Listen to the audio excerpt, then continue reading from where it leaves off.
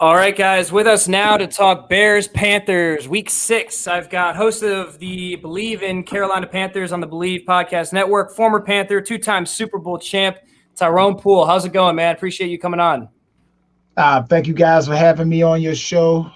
It's an honor and just another day to talk football. And this week it's Panthers versus the Bears. Let's go. Yes, sir. We are very excited for this. This is going to be an intriguing matchup, to be honest. But before we dive into it, I want to talk about your career as a I'm going to say career as a Bear. I want to talk about your NFL career a little bit. Obviously, your 2 Super Bowl championships in 2003, 2004 with the New England Patriots. I want to ask, because I am curious. We've actually never talked to a 2-time Super Bowl champ before, so I do want to know what is harder, the first one or the second one? Oh man, that's a great question. The second one is the hardest. It's the hardest because when you win your first one, people can always say, oh, they snuck up on us, or we didn't give it our best shot. You know how we do it. Second one, you're like, okay, we're gonna be ready for you this time. We're ready. Yeah. So still yet, they couldn't stop us.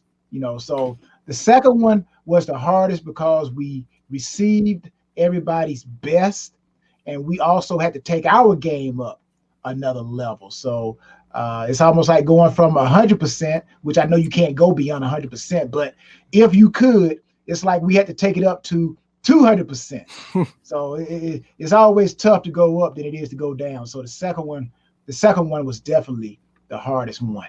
Yeah, that's awesome. That's some awesome stuff. I do, and also to that, do you have any memories from those 2 years that kind of, will always stick with you? Like maybe one in particular, maybe from the first, from the second. I mean, maybe the first in general was maybe your favorite, but you have any particular memories from the 2003, 2004 years when you won those Super Bowls? Oh, definitely. The first one from the 2003 season, we started off 2-2. We lost our opening game to the Buffalo Bills.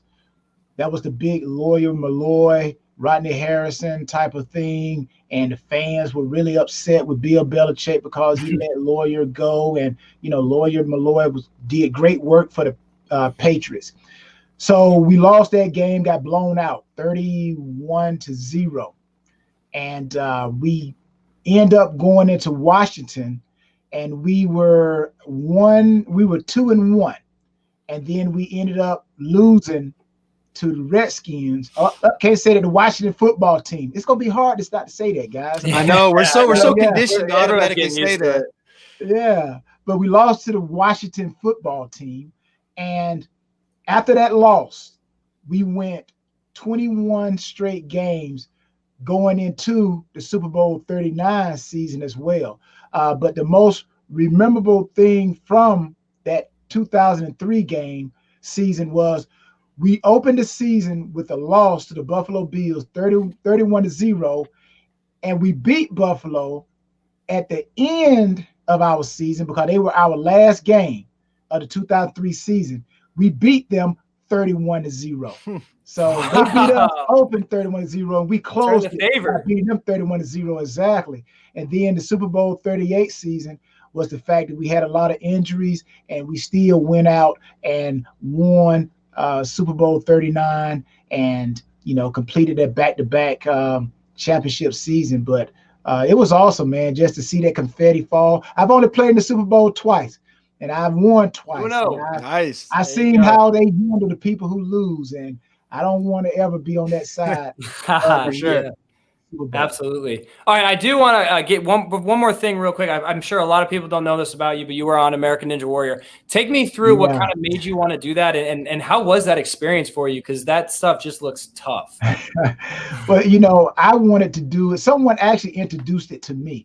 They said, hey, Tyrone, you're athletic. I still work out, stay in great shape. If you want to see how I work out, go to all my social medias, Tyrone Poole 38, and I have workouts and things that I'm doing. And actually, I got a 30-day workout challenge. It's called 30-Day Workout Challenge. So anybody wants to 30 days basically is for you as an individual, but it's good to see other people challenge each other because you got to post and show that you worked out. So awesome. Fitness is very important. But someone came to me and said, hey, Tyrone, you still work out, still in great shape. Even today, people say you look like you can get out there and still play today, which I probably could.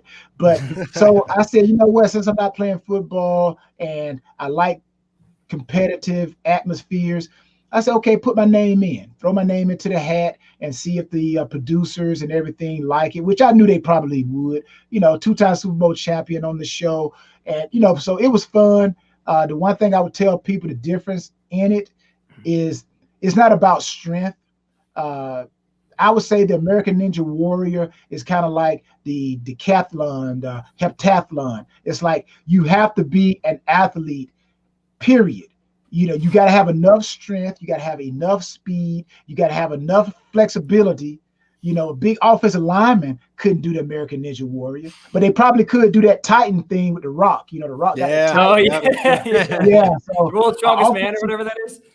Yeah, exactly. It's kind of like that. But I don't think an offensive lineman or a defensive lineman could survive in that American Ninja Warrior because it's a full body type of thing. You don't have to be big. You just have to have enough body to weight strength ratio and a little bit of flexibility, and you could be great on American Ninja Warrior. But I loved it. Met a lot of great people, a lot of people that fans probably have heard their name consistently, had an opportunity to hear their stories, and everybody just competitive. Everybody was just fun, like a big family. Awesome. That is fantastic. Great. That's a good opening of this segment for real. Talking about your two-time Super Bowl champ and then going right into American Ninja Warriors. That's some awesome stuff, Tyrone. Yeah. That's just crazy. Not a whole lot you can't do. So a man of many talents. But all right, let's get right into it now. Panthers Bears Week 6 Sunday. I want to start with you, Tyrone. CMC went down early with an injury. I mean, I don't want to say that it's not like he ever left, but Mike Davis has really emerged as quite the talented back and maybe could give CMC some rest in between snaps now and not kind of take that huge workload that might injure him. So what's been your take on Mike Davis so far, and how valuable has he been to this team as they won, I think, the last two? They're 2-2 now, correct? 3-2. Yeah, 3-2 now. Yeah. 3-2. 3-2. Yeah, 3-game winning streak. Yep. But Mike Davis, he, as they say in the NFL, we've all heard this, next man up. And I also got to say this about the Panther organization. This lets you know that they understand the chemistry of their team, because all great teams, just like in basketball, you got to have a great bench. The better your bench, the better your backup players. When something goes down, you got to be able to stick another piece in there and keep, as Hank Stram, the late Hank Stram would say, keep that offense trickling down the field. And that's what Mike Davis has done. He's grabbed the opportunity, and he's shown the Panthers that he can run it and catch it. So now this makes the Panthers offense even more explosive, because now you can give Christian McCaffrey, even though he's on IR now, but they can bring him back. But when he does come back, and if he comes back, it just makes the Panthers have a 1-2 punch. So Mike is a different runner. He's a more hard-nosed runner in between the tackle, but he and Christian McCaffrey both can catch it and run it. So Mike Davis I don't think he's been a surprise to the Panthers coaching staff. I think he's probably more of a surprise to the fans and beat writers and reporters, because all they heard about was Christian McCaffrey. But I believe Mike Davis was saying, hey, just wait until I get my opportunity. Kind of like Jack Nicholson.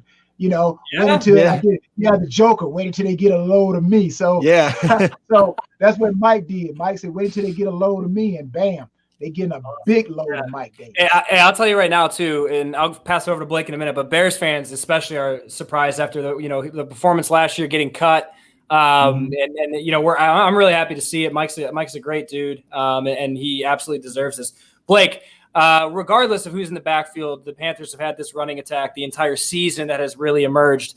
How worried are you about this, seeing how the Bears do have holes up front with that run game?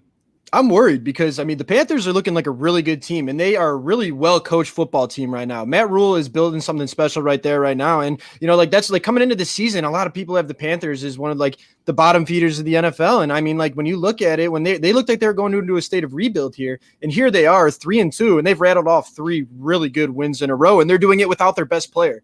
So it's hard not to be impressed with them, and the Bears are going into Carolina. So this is going to be a tough matchup for them. And I'm sure Mike Davis, I mean, even if Christian McCaffrey doesn't suit up, with the way he's playing, with the way that the Bears did him last year, I mean, they cut him after, I think, like week 7 or 8 last year, like after signing him to, I think, a couple of multi-year contracts. So I think Mike Davis is going to come out ready to show out. And I mean, Teddy Bridgewater, he's another guy that a lot of Bears fans, and it was reported that the Bears potentially had interest in him. And, he ends up signing with the Panthers, and he's playing really good football. So this is a team that the Bears can't take for granted at all. So the Panthers. Go ahead. No, let me say this as far as the building, the rebuilding. I think the old ways of rebuilding, like it's going to take time for a team to build. Like go back to when the Bucks came into the NFL. Back in the 70s, they literally had to take those losses because that was the only way to rebuild was through the draft. And if you did pick up free agency, you would get in the bottom of the barrel players. But today, I don't think it takes long for a team to rebuild. You get the right coaches with the right system, and players, the training philosophy of players have changed dramatically. You got guys who train mentally, physically. They are ready to play. So now it's all about getting the right coach with the right scheme and surrounding himself with the right staff, and you can do it. And I'm a witness to this because when we came in with the Panthers in 95, inaugural season, first time in existence, even the Jacksonville Jaguars, and we rebuilt our teams through the draft and free agency. And with the Panthers, we're 1 game away in 96, just 1 year after being in existence. We beat the world champion 49ers, who beat the Chargers in the Super Bowl, blew them out. And we end up going out there to beat them in San Francisco. And now in 96, we are 1 game away from the Super Bowl, but we lost to the Packers, who ultimately became the Super Bowl champions. So when people look at the Panthers and what they're doing, what Matt Rule is doing, I don't think it's a surprise, not to me. It's all about finding that right coach with the right system, the right attitude, and get the right players. And, man, you build that system a la Bill Belichick, Pittsburgh Steelers. You look at the Green Bay Packers. These are organizations that they know what they want. They put that system into play, and they just move the pieces, and they don't take them long before they bounce back. Yeah. And Matt Rule too. Like, I mean, we talk about Matt Rule. I mean, it may have been a surprising hire to a lot of people, but this is a guy that's experienced nothing but success so far in his coaching career. I mean, he was successful at Temple, successful at Baylor, and now he's come into Carolina and he's having an awesome first season right off the get-go. So it's like, I get it. It's kind of in hindsight. Hindsight's 2020, obviously, but it shouldn't really be a surprise to anybody at this point. Yeah, absolutely. And we can get right into that Matt Nagy. We'll get into that Matt Nagy, Matt Rule kind of coaching showdown coming up in a minute here. But Tyrone, I kind of want to pass it over to you. The Bears are known for their defense. They're number 1 in a couple categories here, including third down, red zone defense, and the third in red zone defense, number 1 in fourth quarter defense. How do you feel this test will be for Teddy Bridgewater, knowing how he kind of did last year when he went into Chicago? The Saints kind of came into Chicago and blew us out. How do you feel that Teddy will do against this stout defense of the Chicago Bears? Well, you mentioned some things that, myself being a defensive player, you mentioned some numbers that I Bleav determine how well you're going to play. And right now, the Bears sitting at that 4-1 record is 4-1 because of their defense. That's what I would say, because you can't win games. That's why I always say, the old cliche, it may be an old cliche, but I still Bleav in it.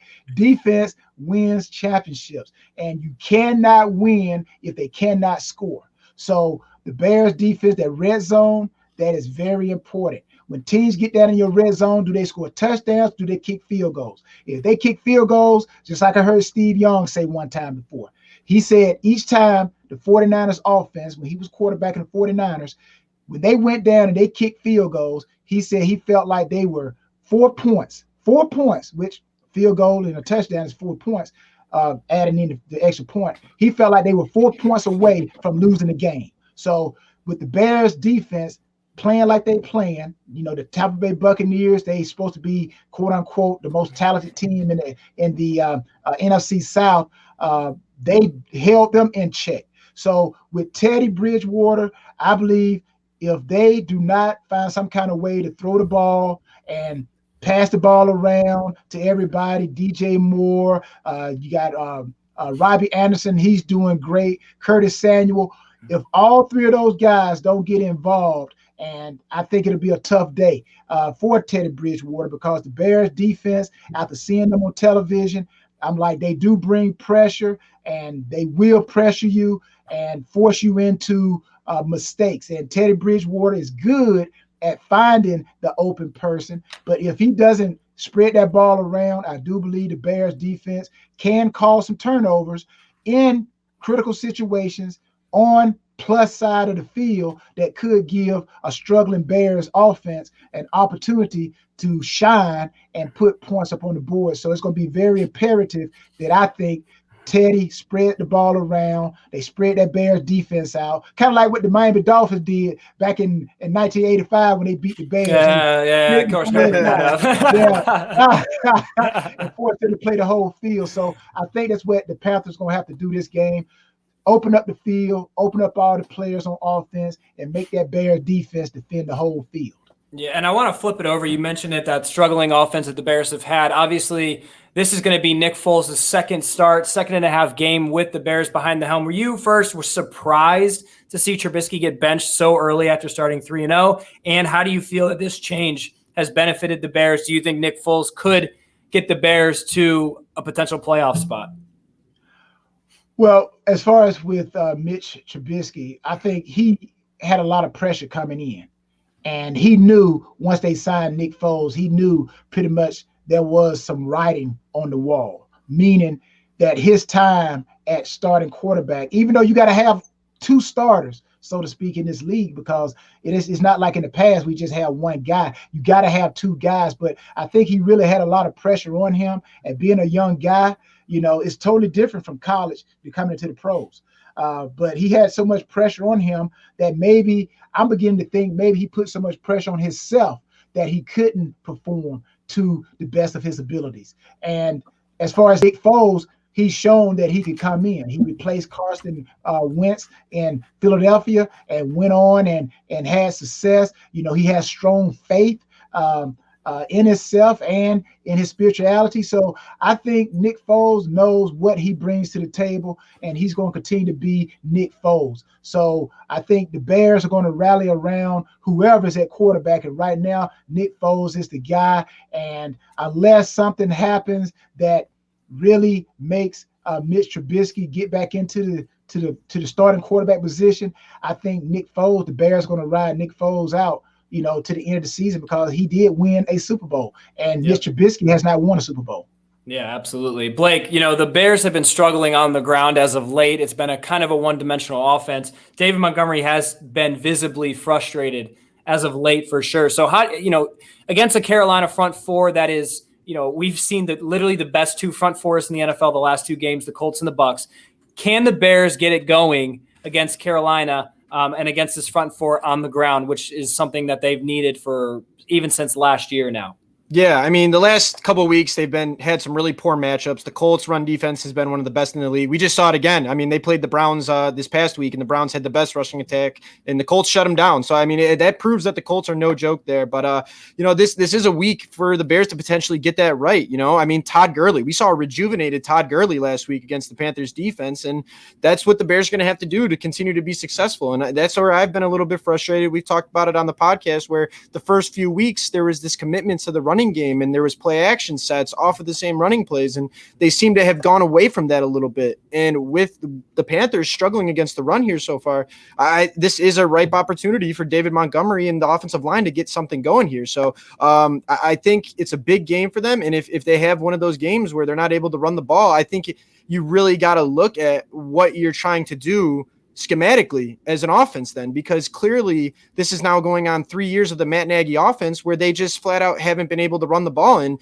I'm curious to hear from you, Tyrone, on this too, because, you're the 13-year NFL vet here. Like, how important is a scheme to a running game because, we see a team like San Francisco. I mean, obviously San Francisco's got good talent on that offensive line, but, even going back to like Mike Shanahan, I mean, they throw pretty much whoever in there at running back and they're having huge games. So I'm curious to see what you think on that. Yeah, a scheme is what makes everything go. It's just like a car. A car has a system. The lighting, the electricity that runs through your house, it has a system. Us talking right now is a system.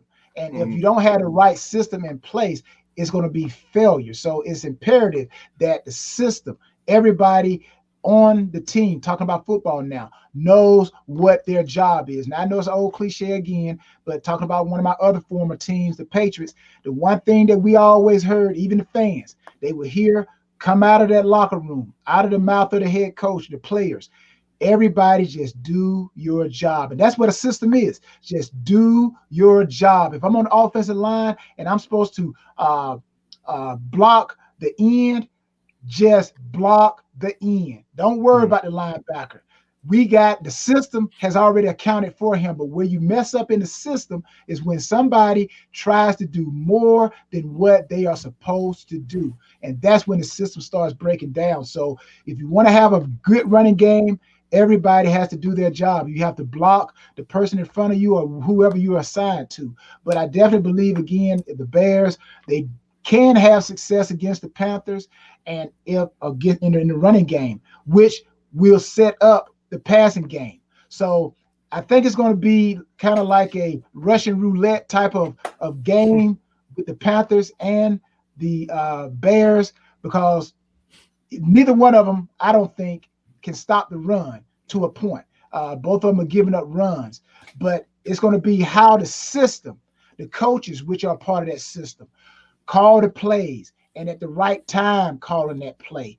I don't foresee any trickery or anything. I just think both teams are going to line up, and whatever their system is, they're going to try to take advantage of what the other team has shown vulnerability with. And the Panthers, they've shown vulnerability in stopping the run. So I expect to see Montgomery running the ball. I expect to see play action to set up passes to Allen Robinson to try to get that Panther defense, if they were to try to add in that eighth man in the box, to keep them from doing that. Because if we could throw the ball against your secondary, then that's going to make the defensive coordinator be more reluctant to blitz and bring that 8-man down in the box. So it's going to be kind of like a chess type of game going Sunday. So it's going to be very interesting to see how they come out. Awesome. And before we get into kind of how we think the game's going to go overall, Tyrone, I do want to ask you, being a former cornerback, Jalen Johnson has kind of taken Chicago by storm. He's playing some of the best football that we've seen from a rookie cornerback in a long time. How hard is it to come into the NFL and transition to the cornerback position? And also, I don't know how much you've seen of him, but do you have any thoughts on his play so far? Well, I tell you this, being a rookie is a rookie. I don't care if I have seen him or not seen him. I know what he's going through because, I was that rookie as well. And I even say this, my rookie year, since the Bears and the Panthers are playing, my first start in the NFL was against the Chicago Bears. And nice. Curtis Conway beat me on an out and up. I gave him my first touchdown to Curtis Conway. So wow. In Chicago, yeah. So the Bears and Panthers, it goes deep with me as well. But when you're a rookie defensive back playing in the NFL, it's easy for you to have success in your first year because no one actually has enough film on you. But what's going to be very interesting is when he comes back his second year. Now there's full 16 games that teams can study. What is his weaknesses and what are his strengths? So right now, I would say as a rookie, enjoy it. But you know what? Study yourself just as much as you study your opponents, because it's going to be tough when you come back the second time, your second year. So they're going to be looking at all your weaknesses.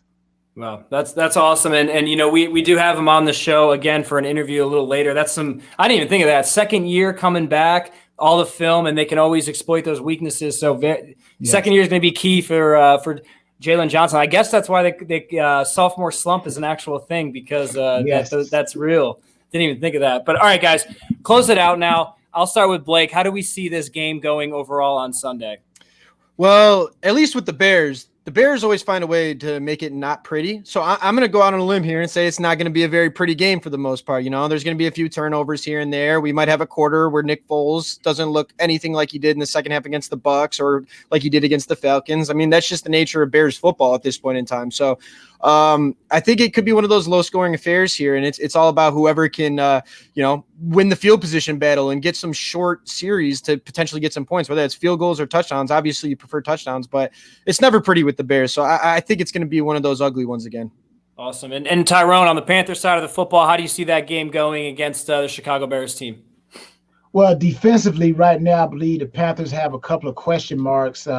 Questionable players with Mato, Short, Jackson, and Burns. So if those guys are not up to speed come Sunday, then I think the defense is going to struggle. It's going to put a lot of pressure on the offense. And I do Bleav that it takes all three phases to win a game. And a great offense is as good as a great defense and vice versa. So I think if the Panthers are going to win this game, first and foremost, we got to see what Mato, Short, Jackson, and Burns, what their status are. Pretty much they're going to probably play. But if the Panthers can come out and spread the ball, do what they normally do, Teddy Bridgewater, get the ball out of his hand quickly, then I think the Panthers actually have a great opportunity. I do Bleav they'll be able to move the ball up and down the field on the Panthers, and with dumping it to the running back. I definitely Bleav that's a big part. Just a la the New Orleans Saints, that's kind of like the same system, so to speak. Drew Brees would throw it to the most open person, and that's what Teddy Bridgewater does. He's not going to force too many things. He's going to know what the Bears do. They're going to be looking for 52, whereas Mac, you're going to hear him calling him out, 52 left, 52 left. So they're going to be very aware of the strengths of the Bears defense. But again, if the Panthers defense is ready to play, then I think it's the Panthers game to lose. It's going to be a good fought game, but I just Bleav that the Bears offense right now, they're struggling, and the defense is great, but I think the Panthers have enough on offense to come away with a victory. Yeah, absolutely. This is no cakewalk in any form of the word. The Panthers are no longer rebuilding. They are not last year's team for sure. Especially going into Carolina, it's going to be a tough one. So at the end of the day, this is going to be a big game for Nick Foles, whether or not he can continue to improve this offense and continue to move the ball, or is it just going to be another unfortunate Bears quarterback who can't perform on the field like we've been dealing with for eternity, basically. So we'll see what happens. But regardless, Tyrone, before I let you go, I do want to let you kind of plug where can people follow you, what do you got going on, and where can we see your content, man? Oh, well, definitely appreciate that. If you want to follow me, you can go to all my social medias, Tyrone Poole 38. Again, that's Tyrone Poole 38, all my social medias. Also, my foundation, Tyrone Poole 38 Foundation, if you want to donate, because you're helping me to help other people. So I've learned that championships are won with relationships. So anyone that, from Chicago all the way out to the West Coast, down south to Florida, all around the world, you're helping me to help others. So you can go to Tyrone Poole 38 Foundation.org. Again, it's Tyrone Poole 38 Foundation.org, 501c3 organization. So all your donations are tax deductible. But that's what I'm trying to do, just trying to change the world and just trying to give Bears and Panthers fans as much information as I can. Awesome. We appreciate it, Tyrone. And we'll put the link to the foundation under our social medias, and we'll plug that the rest of the week up to the game. So we appreciate that, and we really like what you're doing here. Thank you so much for joining us. It was awesome. We appreciate it. Two-time Super Bowl champ Tyrone Poole. With that said, we're going to move right into another cornerback.